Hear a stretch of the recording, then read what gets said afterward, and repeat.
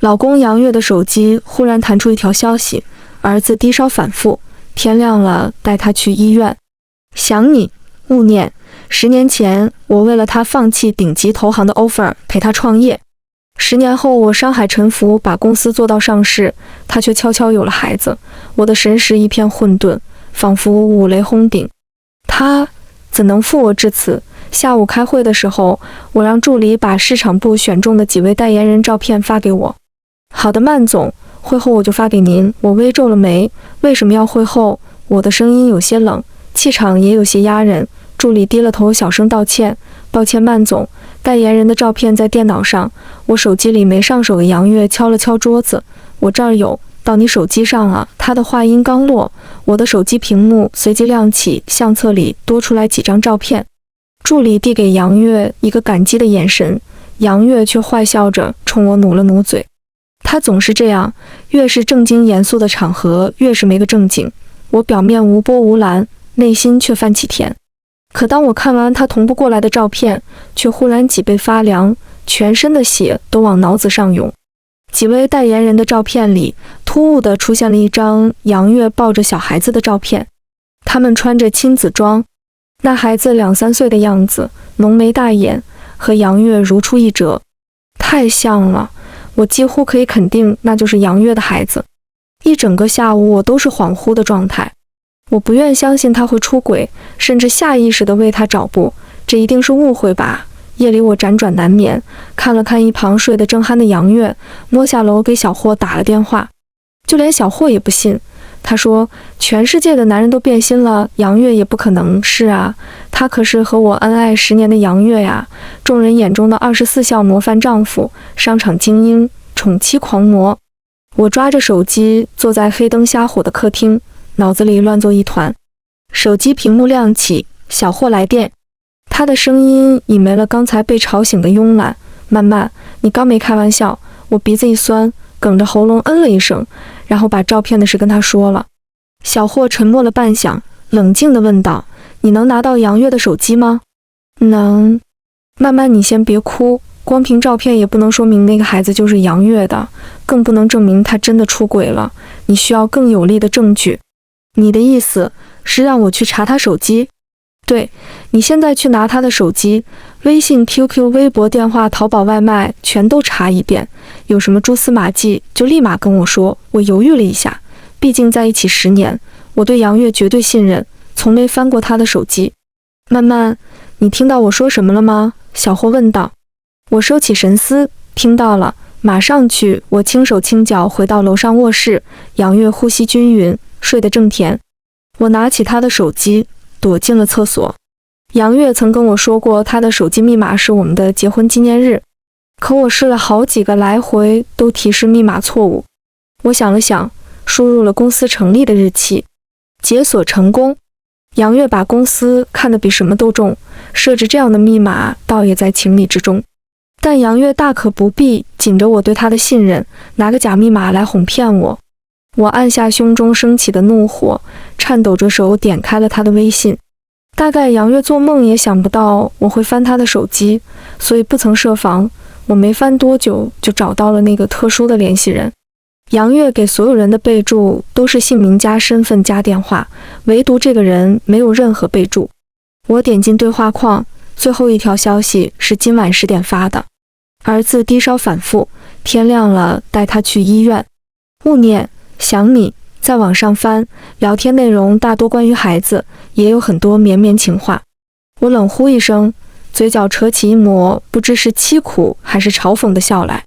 杨月果然出轨了，不但出轨，还和小三生了孩子。我的神识一片混沌，仿佛五雷轰顶，靠着墙咬着手臂，不让自己哭出声来。10年前，我为了陪杨月创业，放弃了顶级投行高盛的 offer， 彼时硬件软件都不如我的人，如今已是高级全球合伙人。而我商海沉浮，一手将杨月的小公司做到上市，期间吃了多少苦，受了多少委屈，杨月比谁都清楚。他怎能负我至此？我喉咙发紧，看着屏幕上杨月那张熟悉的脸，忽然觉得陌生又恶心。半晌，我平复了心绪，将那个女人的微信号推给自己，又保存了许多照片和聊天记录。我没忘记抹除痕迹，并把手机放回原来的位置，确保杨月醒来后看不出任何端倪。做完这一切，我把杨月和小三的亲密合照发给了小霍。那张照片里，杨月抱着他，举止亲密，两人拿着手机对镜自拍。过了一会儿，我收到小霍的回信：这女人我认识。小霍人脉极广，虽然我不知道他怎么会认识杨月的情人，但毋庸置疑，小霍是站在我这边的。张珞丹从前是你们 Y2 公司营销部的。小霍点开他的朋友圈，递到我面前，看看他身上穿的戴的好几样，跟你是同款。我一度以为他跟你一样是个职场女精英，没曾想他妈的竟是个三。我翻了几张图，照片里的张珞丹纤瘦高挑，五官精致，眼神中透着一股子清纯灵动，的确是杨月喜欢的类型。目光定格在一张张珞丹手戴钻戒的照片上，那颗钻戒我记得，去年的七夕杨月想给我买，我觉得略贵了点，便挑了颗小一点的。小霍凑过来看了看，骂道：杨月这狗东西真舍得呀！我把手机放下，捂了眼睛靠在沙发上。慢慢，你打算怎么办？小霍柔声问道。我望着天花板，眼眶微红，你也知道我眼里容不下沙子。离婚。小霍一声轻叹，摸了摸我的头顶。你和杨月这10年的感情暂且不说，两边的父母怎么交代？还有 Y2 公司，虽然法人是杨月，但谁不知道这片天下是你江曼一拳一脚打下来的？当初你怀孕不到3个月，为了给 Y2 公司拼上市，拼到流产，后来就再也没怀上。要不是为了公司上市，你至于流产吗？要是那孩子还在，今年也该4岁了。小霍自顾自地说着，越说越义愤填膺，恨不得把渣男何三抓起来暴打一顿。想起孩子，想起这些年为杨月做的一切，我抹了把眼泪，眼中再无悲戚神色。所以在离婚前，我还有很多事要做。小霍眨巴眨巴眼睛看着我，姐妹，我挺你。我被小娇逗得苦笑一声，我的确需要你帮我。刀山火海，两肋插刀，帮我查查张珞丹和杨月是怎么勾搭上的。好，和小霍视频完，天色已经开始渐亮。我索性出门，迎着若隐若现的霞光，漫无目的的游荡，脑子里止不住的忆起和杨月的种种过往。当年杨月为了追我，在 C 大闹得沸沸扬扬。那年我19岁，一双水灵灵的大眼睛，笑起来嘴角2颗小米窝，是 C 大出名的美女。之所以出名，倒不是靠这张脸，而是靠居高不下的年级排名以及一张论辩各大高校，让所有辩论社团闻风丧胆的利嘴。那时候我的追求者很多，杨月是最疯狂最持久的一个。什么玫瑰心形蜡烛阵，宿舍楼下弹吉他，校园广播示爱，教室门口偶遇，只有我想不到的，没有他做不到的。杨月的外形条件并不差，甚至可以说十分优越。1米8几的大高个，常年打球，身材练得十分匀称，五官俊朗，神似金城武。不但如此，杨月还有一把好嗓子，经常出席学校的晚会或歌唱比赛。每次她抱着吉他在聚光灯下自弹自唱，总能引来经久不息的尖叫。起初我觉得杨月太过耀眼，太过招蜂引蝶，下意识地拒绝她的追求。杨月在得知我的想法后，主动屏蔽了和所有女生的非必要来往，认真且热烈地追了我1年。后来我们顺理成章地走到一起，女才男貌，羡煞旁人。再后来我们大学毕业，他在毕业典礼上当着全校师生的面向我求婚，我答应的毫不犹豫。如今10年过去，我从一个水灵鲜活的女大学生蜕变成杀伐决断、独当一面的职场女魔头，而杨月却几乎没变。父母有她2个姐姐操心，她可以毫无顾虑。公司有我支撑，她依旧热爱吉他和篮球，闲暇之余还会去酒吧驻唱演出。所以是我变了，还是她变了，亦或是我们都变了？兜里的手机起，小迪来电，他果然靠谱。慢慢我打听到了，张珞丹曾为杨月留过2个孩子，医生说第3胎再留的话很可能就怀不上了，所以他瞒着杨月留下了这个孩子。等杨月发现她的肚子隆起时，胎儿已经5个多月了。哦，这么说起来，杨月倒像是受害者了。什么受害者不受害者的，她要是不想生孩子，那做好措施啊！小霍毫不客气地骂了几句，又继续道：张珞丹用尽手段和办法，杨月始终不肯离婚。我冷笑一声，她当然不肯跟我离婚，除了我，她找不到更合适的 CFO。话说回来呀，曼曼，我跟张珞丹半熟不熟，倒也一起吃过几次饭。她跟20来岁的你很像。你说杨月找她，是不是在找你当初的影子啊？我心里一沉，想起从前杨月曾半真半假的吐槽过，说我毕业后精明剑圣，咄咄逼人，在没了读书时的温婉灵秀。原来我们的感情早已出现问题，只是隐藏得太好，而我神经太大条，没有注意到那些细小的裂痕。我略有些烦躁，将脚下一块鹅卵石踢出去，仿佛踢的不是石头，而是郁结于胸的情绪。可我万万没想到，这一块鹅卵石竟被我踢得又远又准，径直砸中了路边一台银灰色的迈巴赫，并在车门上留下一个不大不小的坑。电话还没挂断，小霍仍在絮絮叨叨地说着什么，我却半个字也没听进去。我不太懂车，却也能看出这台迈巴赫价值不菲，仿佛是台限量款。点真背啊！我低叹一声，准备过去跟车主谈谈赔偿的事情。车窗缓缓摇下，露出一张棱角分明的英俊侧脸。我愣了，这男人看起来好眼熟。他转头看我，也愣了。喂，曼曼，你还在吗？小霍的声音将我的神思拉回。在，小迪，我好像遇到了一个老熟人。谁？就读书的时候跟我辩论打平手那个何西图。对，何西图。天啊，你怎么遇到他了？我刚把他的车砸了坑，先不说了，他过来了，我匆忙收线，顺手理了理耳边的碎发。何西图大步朝我走来，他的身形一如当年那般挺拔，但青涩褪去，浑身散发着成熟男人的魅力。可我昨晚一夜没睡，肤色暗沉，眼睛也是肿的，真是点背。何西图走到我面前，盯着我看了半晌。好久不见，江曼。几天后，小霍组了个局，邀请了10来位花枝招展的姑娘喝下午茶。靠窗背对着我们那个就是张珞丹。小霍端了杯气泡水，同我低声语：银色吊带裙。香奈儿去年的款。大概是知道今天这个局都是些有头有脸的阔太，不想输了牌面呗。一条裙子一副皮囊，只是门面罢了。小霍白了我一眼，你可是来跟他交朋友的，杀气这么重，谁敢跟你说话？我张了张嘴，竟无言以对。小霍伸出一根手指头，将我的嘴角往上提，笑一笑，嗖手起来。我弯着眉眼，挤出一副人畜无害的模样，挑了个角落的位置坐下。不多时，小霍带着张珞丹来到我跟前。丹丹啊，这位就是我常跟你提起的那位女强人闺蜜 Y2 集团 CFO 江曼。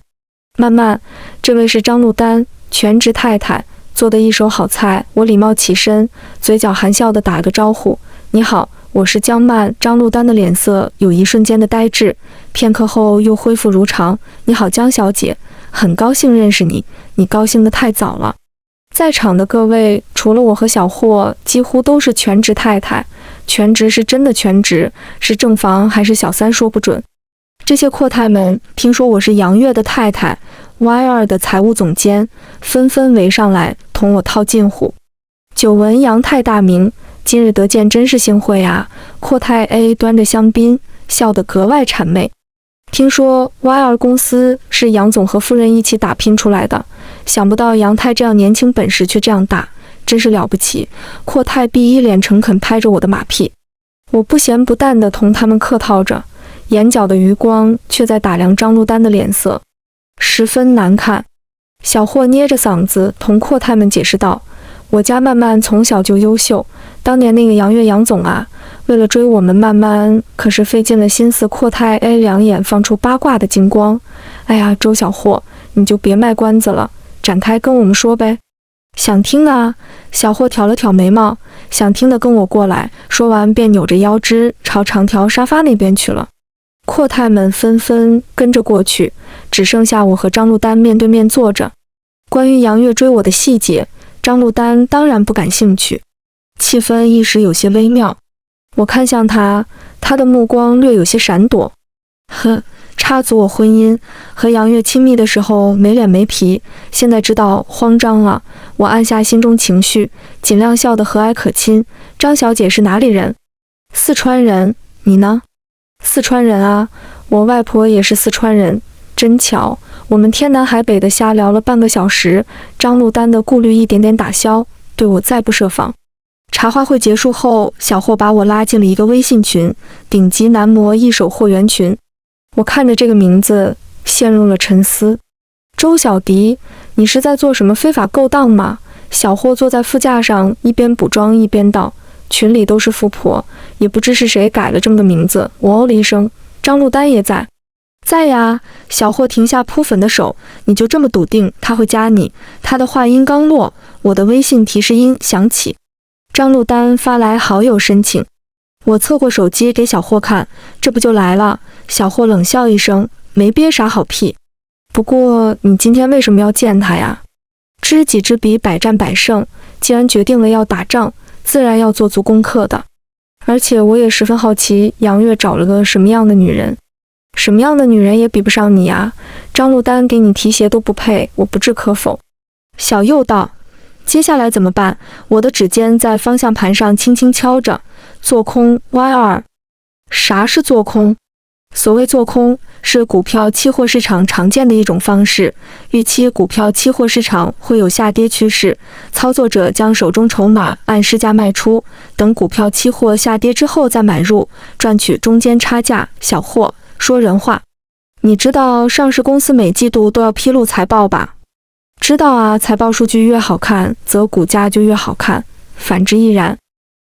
然后呢？简单来讲，我要通过财务手段把 Y2 公司的股价打下去。小霍侧头看我，你要亲手把自己公司的股价打下去？姐妹儿，你没疯吧？当然。你想干什么呀，曼曼？我避而未答。接下来有2件事需要你帮忙。你说。我从包里翻出一张名片递给小霍。第一件事，我需要你用你的3寸不烂之舌劝张珞丹去读书。小霍接过名片。C 大工商管理 MBA。 怎么，你是要他多读书，提升自身素养，主动离开杨月？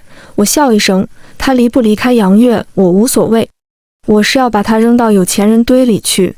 小霍不解。 C 大的 MBA 免考，交钱买学位，去这儿读书的基本上是些大老板，也有不少想傍大款的美女。哦，小霍拖长了尾音，懂了。那第2件事呢？帮我找个律师，早点了解离婚程序，做准备。行，包在我身上。回家后，杨月格外殷勤，准备了烛光晚餐，床上还铺了玫瑰。老婆，你可算回来了，叫我好等，我还在玄关换鞋。杨月已迫不及待环抱住我，她的鼻息喷在我敏感的耳背，换作从前我必定心猿意马，可眼下却有些反胃。杨月她也是这样和张珞丹亲热的吗？我不着痕迹地抽身出来，今天累得很。你最近怎么了？似乎很抗拒我。杨月微皱着眉，一脸真诚。我看向他，发现他的衣领下隐约藏着一枚吻痕。真是精力旺盛。没怎么，最近公司业绩不好，股价下跌，我正愁着呢。我老婆手眼通天，一定能力挽狂澜。我皮笑肉不笑。放心吧，有我呢。杨月点点头，状似不经意地问道：听说你今天和一群阔太喝下午茶了，怎么样？好玩吗？有没有认识什么新朋友啊？张珞丹的消息倒是传得快，所以烛光晚餐、玫瑰花床都是怕我发现他的烟事，特意给的找不？我按下心中情绪，淡淡道：小霍非得拉着我去，都是些养尊处优、无所事事的阔太，没劲。杨月眼中闪过一丝如释重负，在我额头落下一吻。那以后就别去了，快去泡个澡吧，水已经放好了。我点了点头，心底是满满的失望。以前怎么没发现他如此虚伪？小霍找好了律师事务所，约我在某大厦碰头。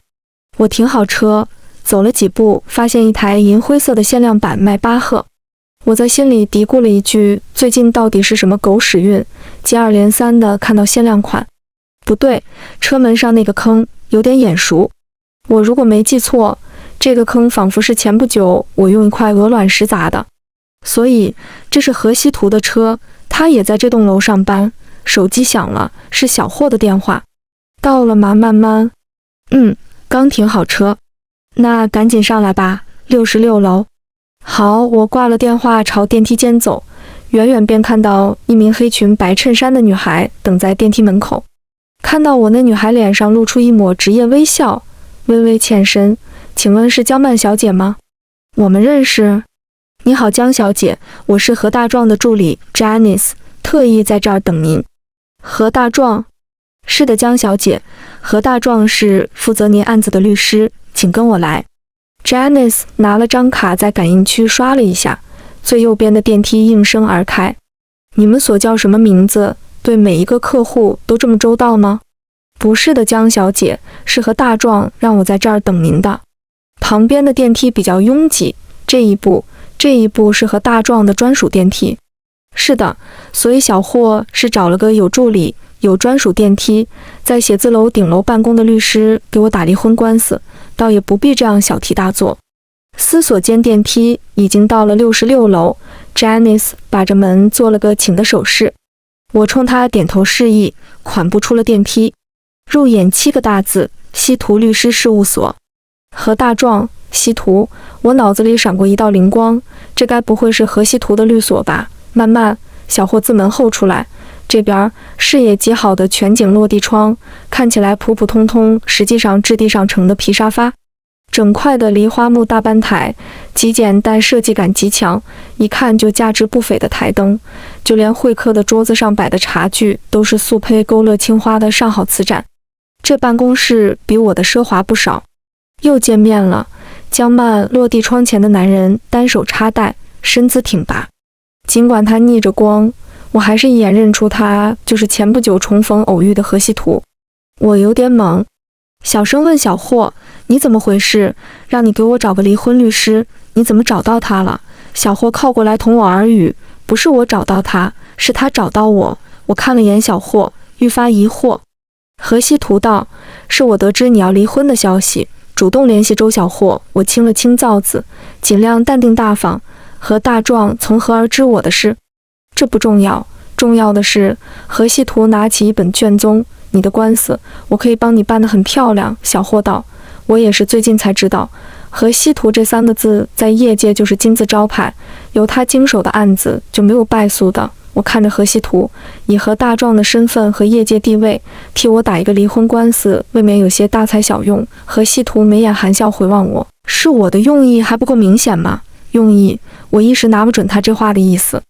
小霍笑得一脸八卦：“那个曼曼啊，何大壮说了，亲自且免费帮你处理这个案子，你就宽心吧。”何西图看了看手表：“我一会儿还有个会，不如我们抓紧时间聊聊你的案子吧。”小霍小鸡啄米般点头：“好啊，好啊，咱们快开始吧。”我和何西图不约而同看向周小霍，何西图的眼神仿佛在问：“你怎么还不走？”小霍的笑僵在脸上，拍了个巴掌，将话锋一转：“啊！”我突然想起来，我还有点事，你们聊啊！一边说着，一边退了出去。我被小霍逗笑，方才紧绷的情绪也放松了下来。无论是何西图有意为之，还是小霍刻意安排，既然事情已经走到这一步，那我离婚的案子就交给何西图吧。虽然我内心有些抵触，理了理鬓角的碎发，我朝何西图伸出手：“好久不见，我该怎么称呼你比较好？”“何总。”“何大壮。”“何西图。”我的指尖被握住，他的手掌温润而略带粗糙。“不必见外，叫我西图就好。”我之所以对何西图有所抵触，是因为在杨月之前我曾喜欢过他。说起来也是10年前的事了，如今回想竟有恍若隔世之感。大2那年，我跟着 C 大辩论社团参加全国大学生辩论赛。第1轮是 C 市各大高校的参赛队伍搏杀，40个参赛队伍决出2支参加全国赛。我和何西图在8进4的时候狭路相逢。S 大法律系学生会会长，年年第1，全额奖学金。这人设也未免太优秀了吧？队友婷婷一边翻着河西图的资料一边赶，他手边放着一叠 A4 纸，是 S 大代表队全部辩手的资料。知己知彼才能百战百胜，大家在赛前除了准备题目，还要把对方辩友的信息熟记于心，最好分析出个优缺长短，赛场上才好直击要害。社长如是说。婷婷道：哎，你们有谁见过这个河西图吗？我听说本人巨帅。我埋头查资料，听到婷婷反复提起河西图，便放下电脑，拿起社长给的资料。五官深邃，棱角分明，谈不上多英俊，却很抓人眼球。照片看起来一般啊，我实话实说。婷婷打趣道，跟杨越比似乎是差了点意思。杨越痞帅，河西图太正经了。社长道，怎么明天的比赛都胸有成竹了，还有心思在这儿讨论帅哥？婷婷举起手做投降状，马上准备。这位河西图，社长神色严肃，号称 S 大第一辩手，辩论风格以冷漠毒舌著称。20进10那一场你们看了吗？河西图把对方二辩说哭了，直接啊，真哭啊？婷婷不敢置信地问道。那一场他和我都不在场，无缘目睹。当然是真哭啊，所以你们几个好好准备一下，明天和 S 大可是一场硬仗，别沉迷于美色。我轻笑道，士之单膝有可说也，女之单台不可说也。婷婷明天好好辩论，别光顾着看帅哥呀。那一场辩论的题目很有意思，辩的是同性应不应该合法化。S 大是正方，支持合法化，而我们是反方，反对合法化。我仍记得初次见到河西图的感受，他本人的确比照片好看很多，身形高大，神情淡漠，高挺的鼻梁上架了副黑框眼镜，给人一种冷漠疏离、难以靠近之感。婷婷有些花痴地同我耳语，像河西图这么优秀的男生，应该有女朋友吧？不知道，哎，社长给的资料里也没写。社长恨铁不成钢地叹了一声，你们这些小女生啊，那场辩论我自以为准备的充分，却还是低估了河西图的厉害程度。但我这个人吧，有个特点，遇强则强，遇挫愈勇。面对河西图的咄咄相逼，队友们逐渐呈现疲态，我却被他勾起斗志，同他唇枪剑，针尖麦芒，杀了好几个来回。彼时小霍作为我的亲友团在台下观战，将这场辩论录下来传到了网上，引起了不小的轰动。而我和河西图也因为这一战双双成名，被主办方选中，直接进入 C 市代表队。也就是说，我和河西图从对手变成了战友。决赛在9月，还有整整1个暑假的时间，主办方将 C 市代表队的成员集中在我们学校做赛前培训。记忆里那个暑假天空高远，日头毒辣， C 市潮湿又闷热，就连穿城而过的风都是烫人的。我本是个极其怕热的体质， C 大的条件又十分有限，教室里只有风扇，没有空调。有一次我起得晚了，慌慌张张赶到教室，饭也没来得及吃，培训了一会儿便热晕在教室里。是河西图把我抱到医务室，忙前忙后。后来每天早上我的座位上都摆着早餐，午休后桌肚里总能摸出来冷饮，就连教室里也装上了空调。我以为是主办方大发善心，却被同学告知那是河西图自费装的。江漫，河西图是专门为你装的爷。队友小 A 笑得八卦又暖胃。我坐在教室的后排，握着可乐，看着前方不远处河西图宽阔的肩膀，心里泛起一圈又圈的涟漪。回忆如潮水般翻涌起落。我曾经喜欢过河西图，却不知道他是否也曾有过同样感受。如今一别经年，再见面竟是我砸了他的车，而他帮我打离婚官司。造化真是爱弄人啊！河西图替我泡了杯茶，推到我面前。你的案子基本情况我已经了解了，说实话，目前所有的线索都是对你有利的。不过有一件事我必须提醒你。请讲。你可能会净身出户。我皱眉，杨越出轨，孩子都生了，怎么净身出户的却是我？河西图将一份文件递到我面前，这份协议你还记得吗？我看了一眼，这是 Y2 公司上市前董事会内部签订的协议。没错。你当时签字的时候有没有认真看里面的内容？那时候忙着上市，兵荒马乱，我熬了好几个通宵，根本没有精力一条一条的看协议内容，更何况那份协议是杨月带回家给我签的。彼时他还了我的腰身，将我吻得意乱情迷，我哪里还有心思去看协议到底写了些什么？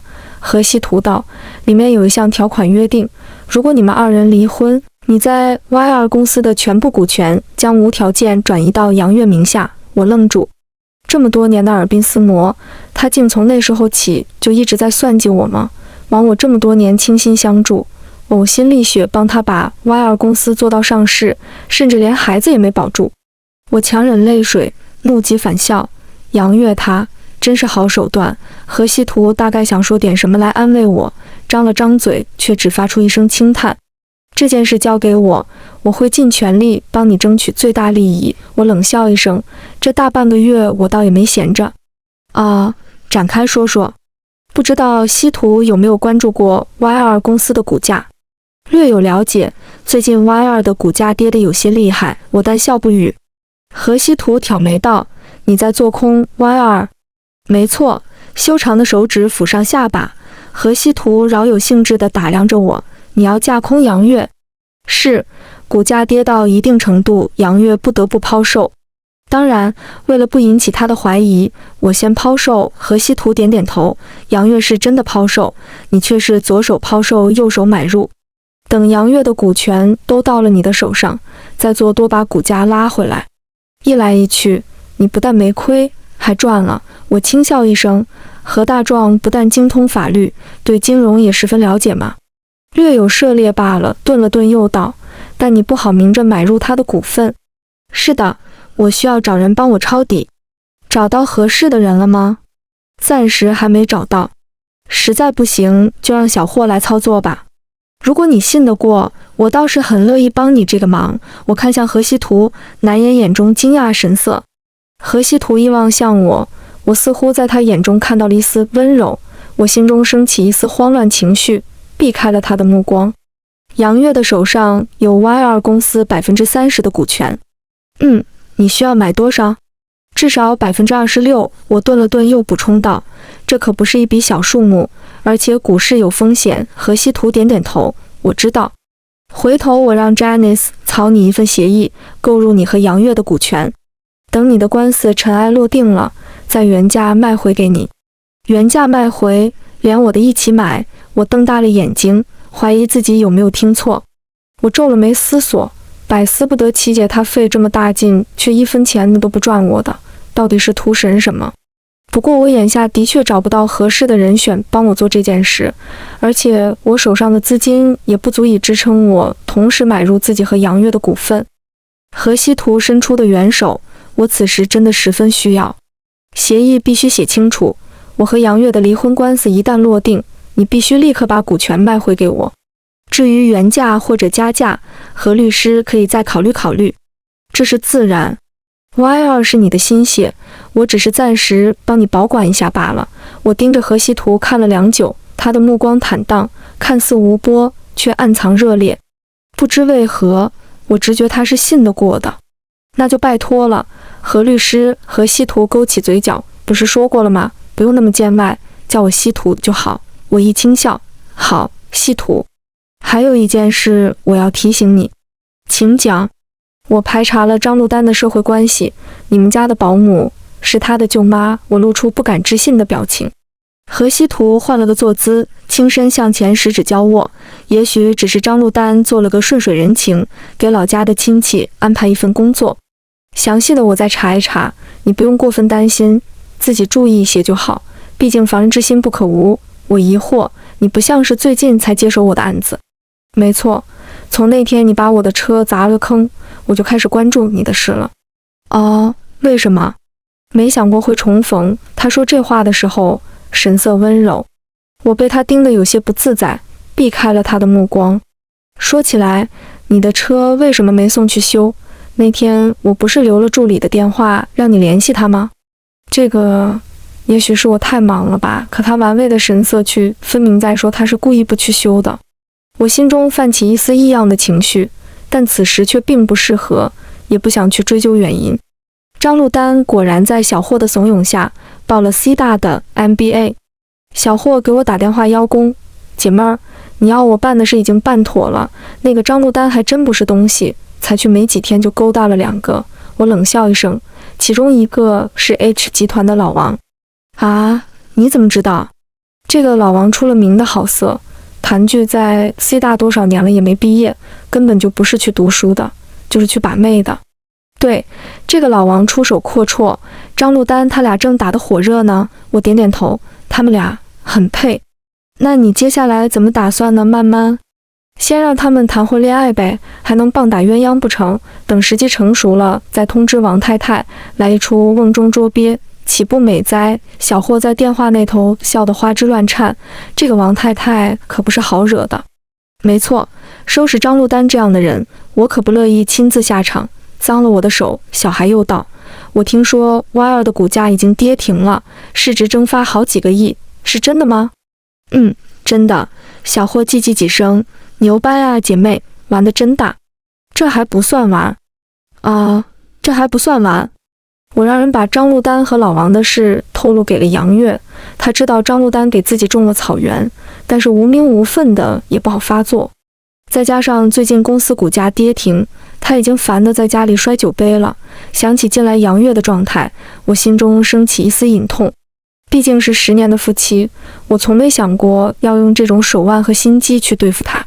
小道，杨月知道是你在做空 Y2 吗？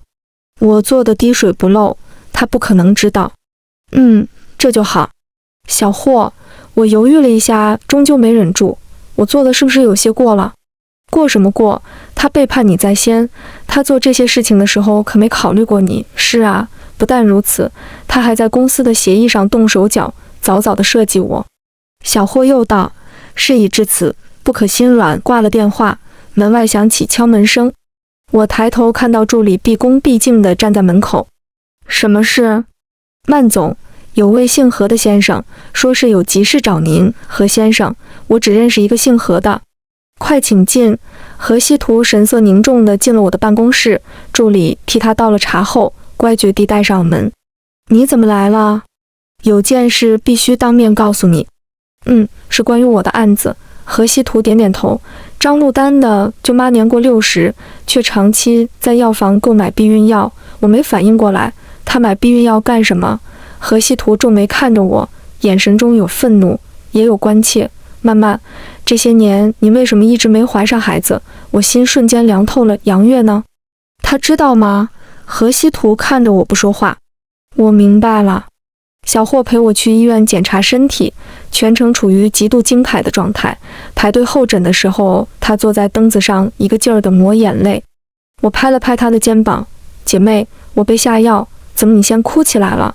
小霍胸口剧烈起伏，憋了半天只憋出3个字，狗男女。想了想又补充道，畜生。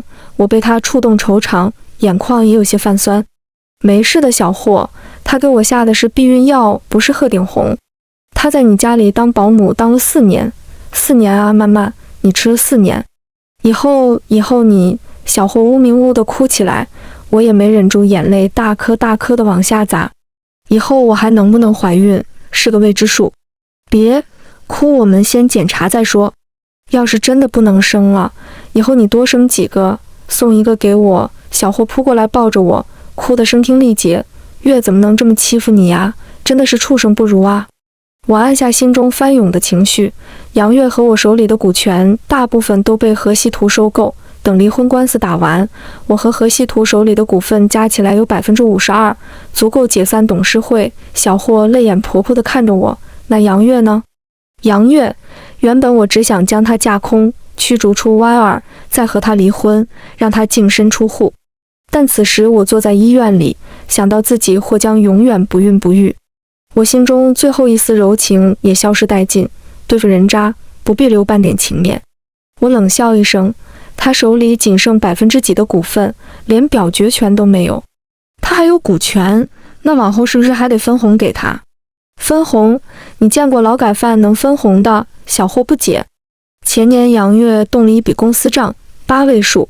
那时候我没在意，前阵子让人去查才知道他是挪用了公款给张祿丹买房。8位数，这畜生真是大方。还好他大方，毕竟金额足够大，才能把他送进去。几天后检查结果出来，我被投的避孕药是优思明，短期避孕药。我拿着报告找到何西图，何西图道：有了这份报告，加上我手里的证据，足以让张珞丹和她舅妈去踩缝纫机。我有个问题，你说。杨月知道保姆是张珞丹的舅妈吗？何西图推了推鼻梁上的金丝眼镜，你想听实话吗？知道。我喉咙发紧，眼眶泛红，赶忙侧过头去，不想被何西图看到我眼里的泪光。过了一会儿，我调整好情绪，那就走程序吧，离婚手续越快越好。又从包里掏出一个文件袋递给何西图，这是杨月挪用公款为张珞丹买房的证。听说西图最擅长的并不是离婚案子，而是刑事案子。何西图接过档案袋，深深地看了我一眼。几个月后 ，C 市法院，杨月被我打了一个措手不及，看见我后满脸怒气地质问：我们这么多年的感情，你为什么做得那么绝？我被他气笑了，我做的绝，你背叛我，套路我的时候怎么不想想我们的感情？沉默良久，他终于爆发似的怒吼：你为什么总是这么强势？公司上下都听你的，我是个男人，你有考虑过我的感受吗？这是我的公司，我当然要想办法，不然它落到你手里。可现在还是什么都没了。原来如此，到今天我终于明白，他如此戒备我，把我当成赚钱的工具，却又时刻担心我独占公司。也对，他这样从小吸血姐姐侵占全家资源，无忧无虑长大的人，说到底骨子里是自私自利的。他或许爱过我，可他更爱为他带来财富和地位的公司。我应该庆幸我和他的10年终于结束了。杨月涉嫌挪用公款，金额巨大，被判处有期徒刑2年。张珞丹的舅妈，也就是给我下药的保姆，涉嫌故意伤害罪，因为短期避孕药对我的身体并未造成重大伤害，被判处有期徒刑1年。